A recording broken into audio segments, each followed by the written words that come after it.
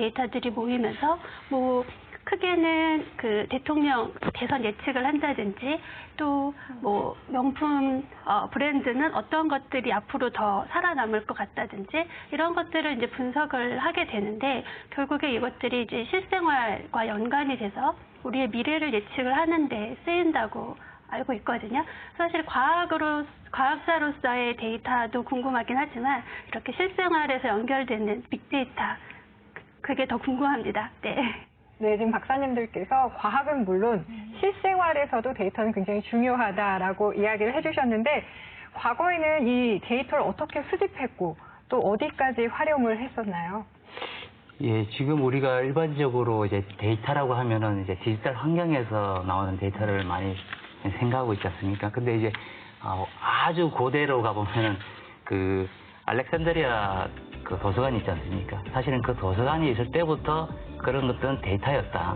다만 이제 우리가 지금 현재 디지털 환경에 살고 있으니까 거기서 생산된 데이터들이 대부분이 다 디지털화된 데이터를 관점에서 바라보고 있기 때문에 그 데이터를 이제 가지고 하는데 과거의 연구자들도 대개 보면은 현장을 통해서 관측합니다. 예를 들자면 이제 그 우리가 천동설에서 지동설로 바뀐 이유가 코페르니쿠스가 망원경으로 관측하게 된 상황이죠. 또 그런 그 관측된 기록들을 노트로 작성하고 거기에 대한 이제 이론을 증명한 것처럼 지금은 모든 것인 컴퓨터와 데이터의 또 시뮬레이션 통해서 그런 이제 논리라든지 이론을 증명하는 현상으로 지금 바뀌고 있는 상황입니다.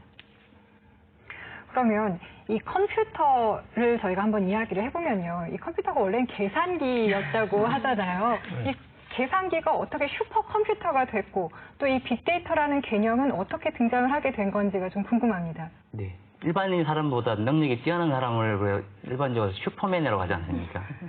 일반 컴퓨터보다 능력이 뛰어난데 그 어떤 능력이냐면 연산 능력이 아주 뛰어난 것을 슈퍼컴퓨터, 또 쉽게 말하면 그냥 HPC, 하이 퍼포먼스 컴퓨터 이렇게 얘기를 합니다. 근데 이 슈퍼컴퓨터는 미국에서 그 세이무어 크레이가 처음으로 이제 그 슈퍼컴퓨터를 만들었습니다. 그 우리가 예전부터 알고 있던 크레이 컴퓨터, 이 슈퍼컴퓨터의 시초이기도 합니다.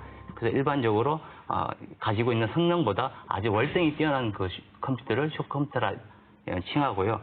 두 번째로는 그 빅데이터라는 개념은 뭐 여러 가지 뭐 얘기들 많습니다. 뭐 그 어떤 애널리스트가 뭐 어떤 데이터에 대한 그 나타나는 현상에 대해서 3V, 즉 다시 말해서 데이터 볼륨이 커서 볼륨, 그 다음에 이제 데이터 생산되는 속도가 빨라서 뭐 벨로시티, 그리고 데이터 생산되는 그 다양성 때문에 버라이티라고 해서 3V 모델로 이제 그 정의를 하고 있는데 이 정의 이후부터는 뭐 거기다가 또 밸류라든지 다양한 그 가치를 또 부여해서 어떤 빅데이터 형성을 얘기하고 있습니다만 아까 최 박사님 말씀하신 것처럼 우리가 현장에서 다룰 수 없는 그런 큰 데이터가 있는데 현존한 기술로는 그것을 저장하거나 분석하거나 활용할 수 없을 때 빅데이터로 총칭합니다.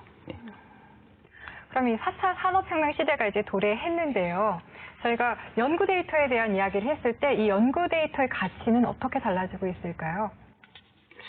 이 연구 데이터 가치라고 하면은 4차 산업혁명하고는 바로 직결시키기가 참 어렵다고 생각이 듭니다. 왜냐하면 이제 연구 데이터는 이제 기초 학문과 원천 기술을 이제 개발하는 과정에서 데이터가 나오는데 이것이 이제 산업화 되기까지는 되게 어렵지만 그럼에도 불구하고 연구 데이터 중에서는 산업계에 바로 쓸 수 있는 데이터들이 있습니다. 예를 들자면 이제 오바마 정부 때 세웠던 정밀 의료 계획 같은 경우는 코호트 데이터라든지 유전자 정보를 대량으로 구축해서 그것을 연구자나 산업계에 그걸 배포하는 게 있습니다. 그런 것들은 결국은 특정한 산업을 잘 발전시키기 위해서는 원천 인프라를 국가가 만들어서 제공하는데 그게 기본적인 것이 데이터입니다.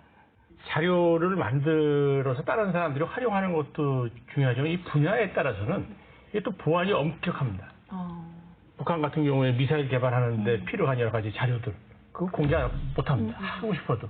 어떤 그런 보안 문제 때문에 그 연구 자료를 다른 사람들이 못 쓰게 하는 것도 많고 또 이 기업에서도 마찬가지일 거라고 생각이 돼요. 뭐 이 콜라의 그 주성분 같은 경우는 그 회사에서 공개를 안 하는 것처럼 이 회사의 어떤 영업 보안이라든지 영업 기밀이 될 수도 있기 때문에 이 자료라고 해서 다 이렇게 공개가 되는 거.